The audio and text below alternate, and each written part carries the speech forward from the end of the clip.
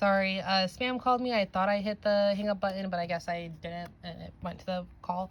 Anyway, so the Wheel of Fortune is saying that things are going to take a turn for the worse, and I feel like this is going to happen if you let your daughter move in. Like I said, always trust your own intuition, trust your own feelings, and so the Wheel of Fortune also means that you need to take responsibility for your life. If you're feeling down and out about it, it's because there's choices that could have been made to lead you down a different path, but you decided not to take them. And so you really got to allow yourself to be like, man, I messed up. I should have done that. And to figure out how you're going to learn from that. And the Wheel of Fortune also says that you're resisting change, or if you were to let your daughter move in, you're going to resist that change. It's almost like you're going to kind of like fight it in a sense.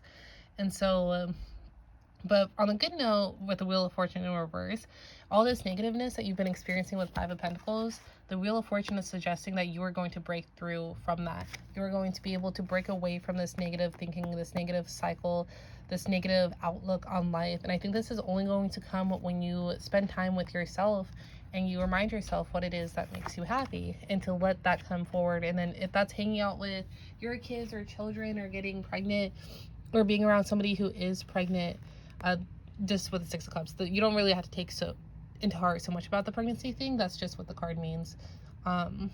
So with the Wheel of Fortune reverse, like, you are breaking free from this negative cycle. So there is good news for it, but this is just saying that things will take a turn for the worse. And with that question, that's why I'm saying no. But like I said before, trust your own intuition.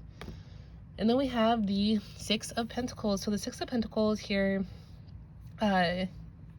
is pretty much all about abundance, and I feel like I've gone over this card enough in this reading to really not have to focus too much on it, because I feel like this is more so one of those connecting clarification cards that if you're giving it to somebody, like if you're letting your daughter move in because she's in a tough spot, to make sure that you don't spend too much time allowing her to be dependent on you, and vice versa. If you're having her move in because you're in a tough spot, try not to be dependent on her. But this is really saying that there's enough financial balance going back and forth. So I feel like if you're afraid of something, like maybe you're afraid that you don't have enough of money, or you don't have enough comfortability, that this card is suggesting that you actually do have enough and you are abundant in your life.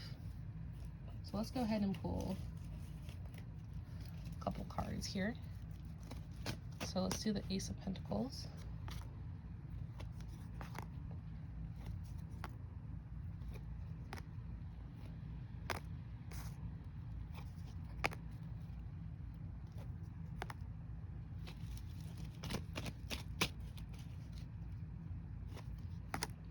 All right. So the Ace of Wands with the Flame card. So I feel like you're mad. Like there's just a lot of anger coming on, like, because you want something to happen so bad and you're just so mad that it hasn't happened. But that's because you haven't taken steps. It's kind of like you just allowed yourself to, you're expecting it to happen on its own, or like you're expecting to have like more clarification or more signs to do something, and you're mad that that hasn't happened yet. And you're like finding it difficult, like, what is your reasoning for, not reasoning for being like you're kind of mad, like you don't know what your purpose is or what to do next. And that's completely understandable, but there is a point with the King of Wands, like this is the time where you're supposed to be taking leadership, but you just haven't done it yet. And so then we got the Five of Pentacles, the Lavender card. Like, so with this negative perception, you're having trouble staying calm. You may be lashing out your anger out onto other people, or this could be sadness or depression, but you're just not at peace with anything. You're just experiencing a lot of heavy emotions. Not even it could be anger or sadness, whatever, but I have a feeling it's anger, and then you could be lashing this anger out just with the Flames card. And I feel like you're not afraid to rest and recharge with the Spider in reverse. Like I feel like you kind of even like want to do that, but you just really haven't yet. And I feel like you're all then with the Four of Swords, the no trespassing. I feel like you're like, you've needed to spend alone time, or you needed to isolate to get it back into your like normal, to get back into some type of inner peace. And you kind of refuse to listen to that inner voice. And it's not that you're afraid, you're just not listening to what you know you need to do. And so the King of Wands with the light bulb in reverse, you have no idea how to take the lead. And so you have no idea how to take the lead. You're mad because you're stagnant in your life and you're not at peace, you're not calm with the Five of Pentacles because of this negative mindset. And I feel like this is all just feeding into each other. And I feel like this is all coming from you not spending enough time with yourself to really allow yourself to make these decisions. And once you find that inner peace, that inner voice, then you'll be able to make decisions there. You'll be able to grab the reins and take control of your life.